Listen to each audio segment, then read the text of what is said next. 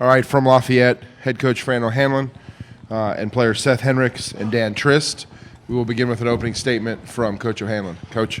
We knew we had to get off to a good start. We had some open threes early, but when they didn't drop, it's a hard team to come back against, and they rebound the ball so well. It's as good a team as I've seen that we've played in the last couple of years. Just weren't coming back against them. All right, questions for the student athletes only, please. Josh. Josh Verlin, Sports Exchange. To both of you guys, I know this wasn't the result that you wanted, but what do you take away from this experience and having been here? Just thankful and grateful to be a part of it. Something we'll remember forever. Obviously, we would like to play a little bit better tonight, but it's just been a fun atmosphere. Pittsburgh's been a fun city. And just to win the Patriot League championship and be able to represent our school has been awesome. Other questions for student athletes? Right here. Tom Hinkle from the Express Times. Dan, you just want to talk about the challenge of playing against Ochifu in there and what an intimidator he is? They're a very long athletic team, 1 through 5, but obviously he's the anchor of their defense, and he's a great shot blocker and a great player.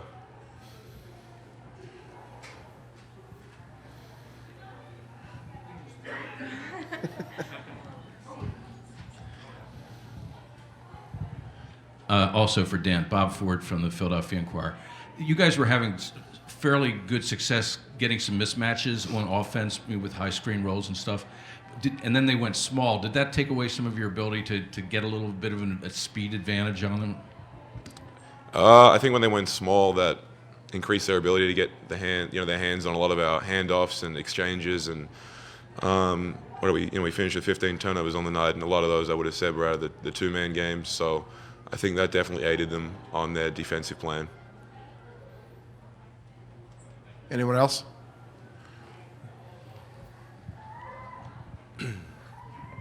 Greg Joyce from the Express Times. Seth, was it any nerves early, or was it just, when the shots aren't falling that you kind of fall out of that rhythm?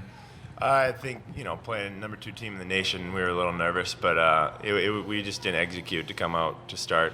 We knew we had to get off to a good start, and we didn't do that tonight. So credit them. They're a really good defensive team, and they got us out of rhythm. Bob. Bob Groats, Delaware County Daily Times. When that second half, the lead, it's starting to get big and grow and stuff. What's kind of going through your head? There's not much you can do, I know, as a coach, but how tough is that? How difficult is that? Hey, Bob, can we hold your question? Let go student athletes first. I'll remember that, Bob. Any other questions for student athletes? All right, guys, you're good to go. Thank you. All right, Bob. Now. We came out with a goal, Bob, of just trying to cut the lead, and it was obviously that didn't work out. It's hard to come back against a team. They handled the ball so well, and we knew coming in here how well they handled the ball. It's not like we could pressure them or trap them. They just move it too well. We were hoping that we would play good, solid defense, try to switch a little bit, maybe not give them up as many threes, but then we didn't score. They turned us over. And the plan didn't work. Mike. Mike Jensen, Philadelphia Inquirer. Obviously, Jenkins hit a couple threes. There were no moments that just turned things, but that changed the score dramatically. Can you just say what it's like when the 8th man comes in and you got him on the scouting report, and what exactly you have on the scouting report on that guy? Well, it's funny you say that, Mike, because on the scouting report, usually I'm going to circle the really good shooters on the other team, and you get to 2 or 3 that you circled. Well, when we were doing the scouting report on Villanova, I circled 2 that don't shoot threes. So of the 8, I just put up there, these are the 2 that we don't have to worry about shooting threes, and you can guess it was Pinkston and Ochifu. All the other guys really shoot the ball, so it wasn't a surprise to us. I felt we probably should have switched a little bit on Jenkins. He's not so much in the post. But once again, the bright lights we didn't execute defensively as well as we should have as well. Right here.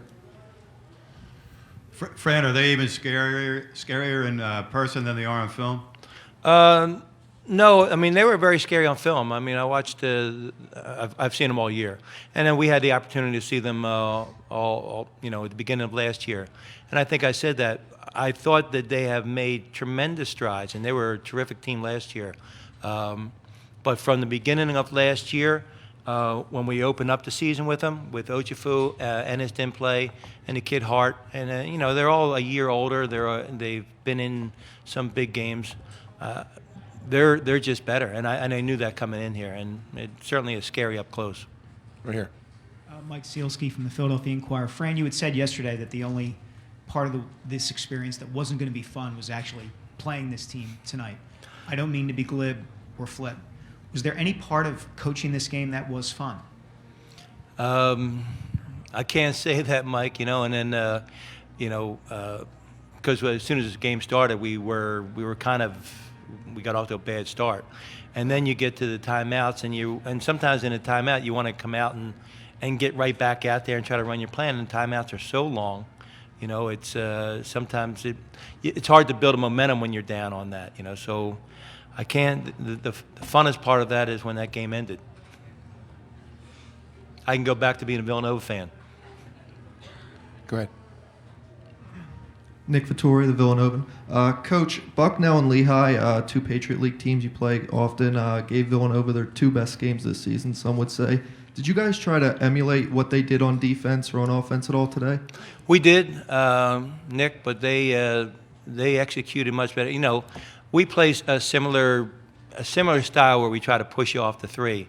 But when Jenkins came in and hit some of those threes, we weren't having much success with it, and I really think I've seen them play Bucknell. They've gotten better since that part. Not that Bucknell hasn't, nor that Lehigh hasn't, but they're better, and they've been used to playing in the bright lights, and they just came out ready to go. And I'm sure that was probably part of their plan. That I'm sure Jay said, listen, we struggled against two Patriot League teams, and this is a team that beat them, so I'm sure that they were ready to go.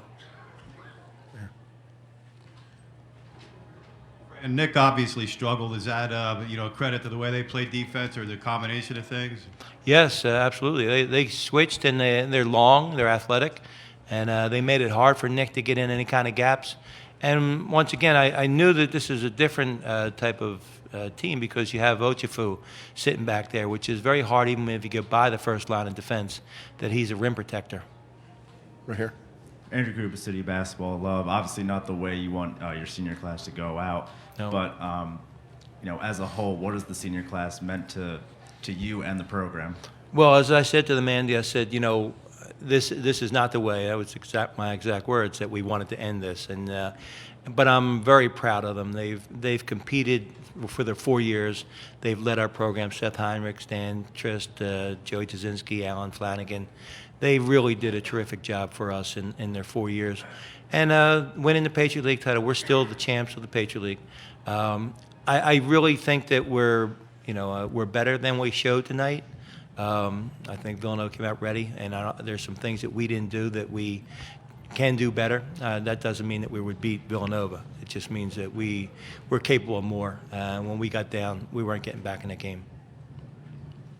Anyone else for Coach O'Hanlon?